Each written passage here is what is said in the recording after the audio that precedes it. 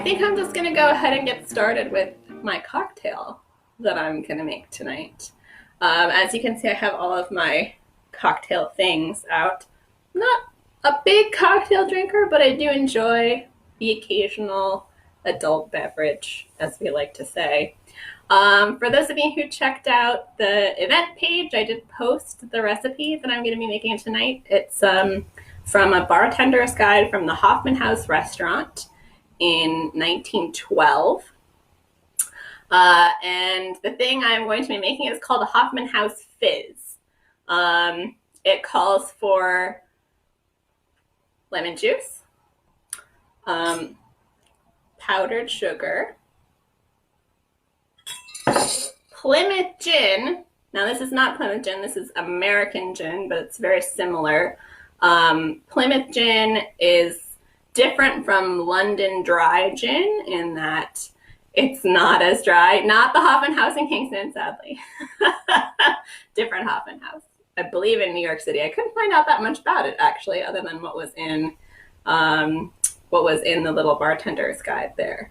But so Plymouth gin is very old gin. It dates back to the mid 18th century. It's a little bit sweeter than London dry gin, which is what most people are familiar with, like if you ever had Beefeater or anything like that, Tanqueray, that kind of thing. So Blue Coat is an American style gin.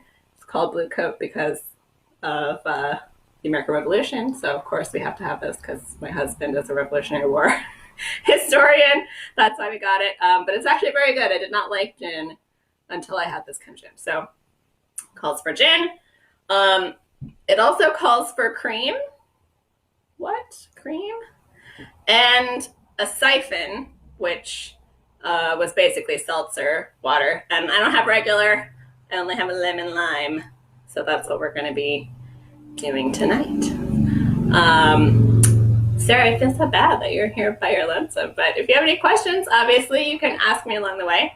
So we're going to start out. I have just a very basic martini shaker. I have my awesome little vintage ice bucket. We're going to put some ice cubes in. Just a couple because it's not a lot of gin. And I don't want to dilute it too much. All right, so the really cool thing that I love that I'm kind of excited to show you about, and I'm sorry this is such a small space, I'm on my porch, so I'm going to put this over here. Hi, Carla and Glenn. This is my favorite, one of my favorite things ever. It's called a Juice-O-Matic, and how it works is you crank this little handle on the side, and it kind of looks like an alien, right, from the movie.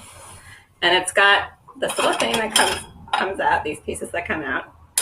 And it's for squeezing citrus juice and citrus fruit. And then I got a little Pyrex cup in the bottom here to catch it. So before we had, commercially produced orange juice, if you wanted fresh squeezed orange juice in the morning, you would use your Juice-O-Matic. So,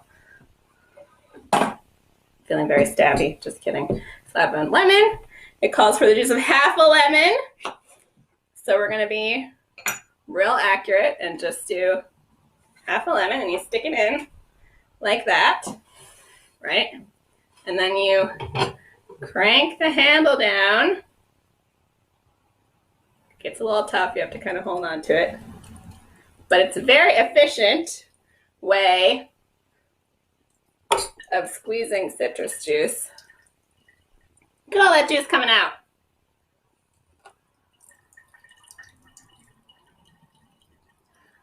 Hi, Andy. What? You have juice like this where you work? Where do you work? And holy crap, is it an automatic one or a handheld one like this one? So anyway, ta-da! There's the lemon, all squished. So I really like using it because not only is it fun to operate and really efficient, but it also gets some of the lemon oil in there, which you don't really get as much if you are just squeezing it with your hand or using a reamer or whatever. So, all right. So we have our martini shaker with a couple of ice cubes in there. We've got our lemon juice. I really hope this is good, you guys. This is a lot of work if it's not very good. Okay, it calls for half a teaspoon. So I'm guesstimating here, half a teaspoon of powdered sugar. A jigger of rum. There we go. So I have my jigger. Sorry, I said a jigger of rum. I totally meant a jigger of gin. I promise I didn't start drinking before I started this. All right, there's our jigger of gin. And now we need our teaspoon of cream, which is good because I'm almost out of cream. Teaspoon of cream. I hope it doesn't curdle. We'll find out. All right, so shaky, shaky.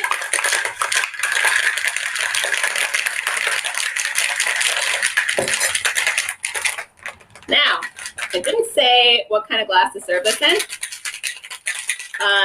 but the directions did say to pour it with siphon, which means that you have to pour it simultaneously. So I'm gonna make some room here. Bye-bye, Juice-O-Matic. So we're gonna see how talented I am at pouring two at the same time. Okay, you ready? This is kind of slippery because it's been out. Wait, I should put an ice cube in. I'm gonna put some ice in. Sorry, delayed climax, right? This probably would have been a lot prettier if I had done it in like an old-fashioned champagne glass or something, but when you're adding seltzer, you can't really do that. So here we go.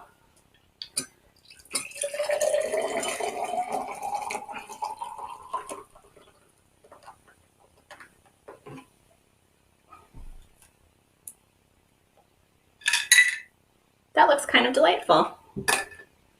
Okay, people. Moment of truth.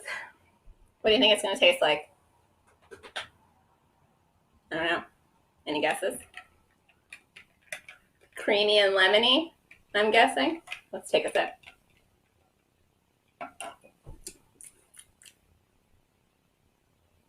You can't really taste the cream at all.